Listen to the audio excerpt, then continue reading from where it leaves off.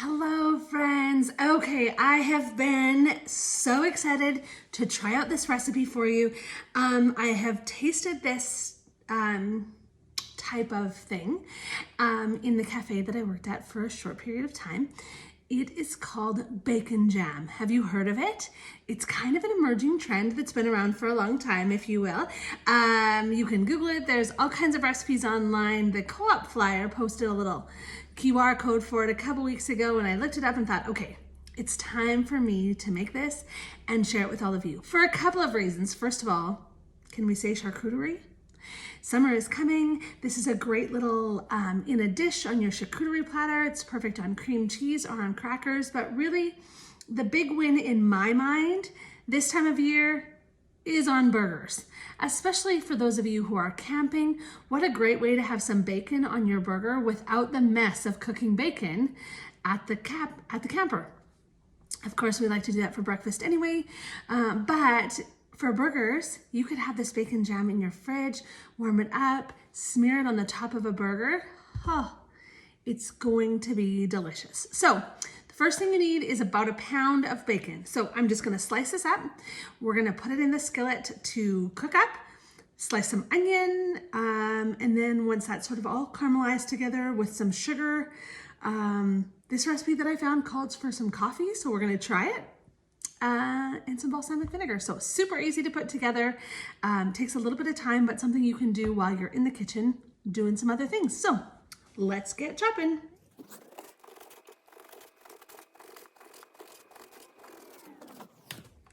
Okay, it doesn't really matter if your bacon lumps together in the skillet because it's going to separate as it cooks.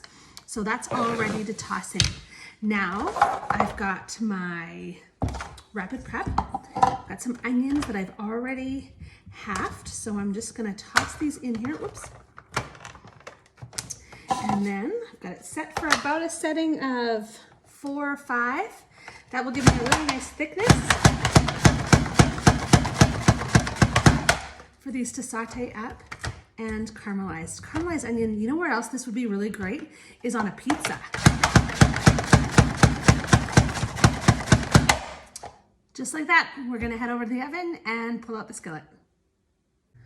Okay, I've pulled out my stainless nonstick skillet. This could also be done in a cast iron skillet, especially if you had a lid. You wanna do this in a bigger skillet. And the reason is that you wanna give your meat room to separate. But also the reason to do it in something like stainless or cast iron is because what you're really looking for is that fond that's gonna develop on the bottom of the pan. And it won't do that on a non-stick pan. So you'll get some of those bits, but you'll miss out on a lot of that flavor that'll be poured out with the grease. And so you want those little bits because that's where your depth of flavor in your jam is really gonna be. So I've got it heating up. And then I'm just gonna add in my bacon. And this is really just going to spend the next probably 15, 20 minutes. Sizzling up.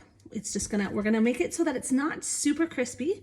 We want it to be cooked and sort of soft, again, because we're making it into a bit of a jam, but not super, super crispy. So you're gonna hear it start to sizzle.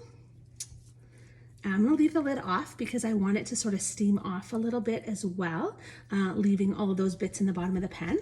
So separating it out, giving it some space to move, some space to breathe is a really important element when you're cooking your bacon.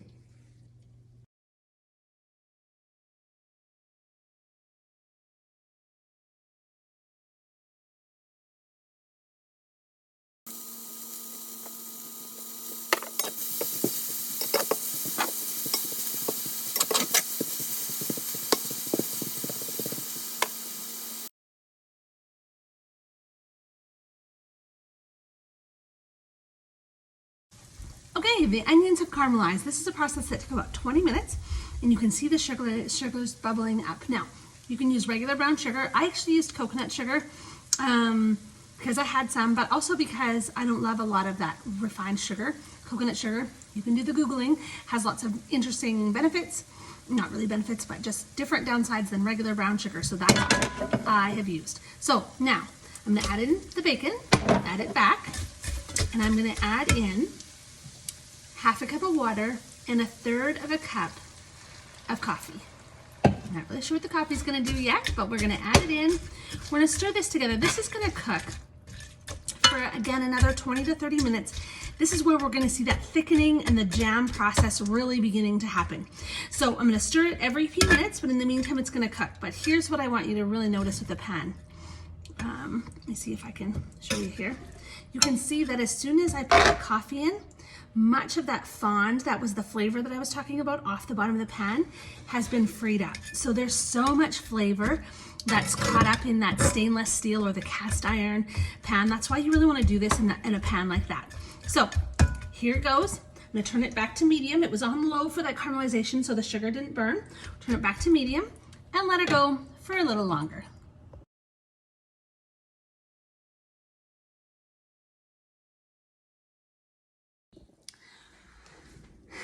And just like that, it's done. Wow, the right pan definitely makes this job faster. So it has gotten to the point where it's very jammy.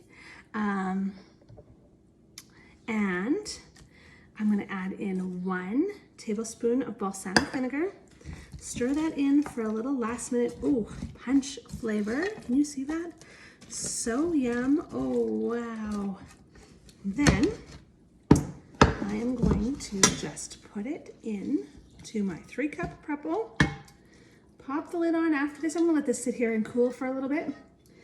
Pop this off and into the fridge for us to use for burgers, maybe even with some crackers or cream cheese.